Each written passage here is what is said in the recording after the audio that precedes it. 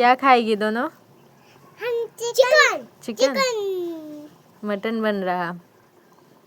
तो ये लोग खाने के लिए बैठी है तब से, तभी अभी बना नहीं है, पहले से रेडी है। और चिकन बोल रही, यहाँ बन रहा है हमारा मटन, मटन आलू करी।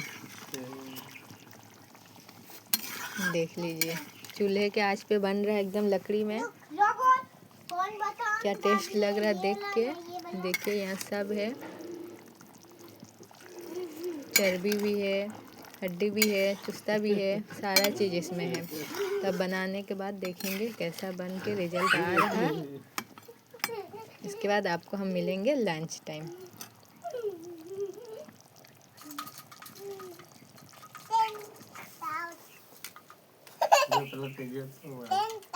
आओ इधर आओ। जा जा जा जा जा फोन बनाती है।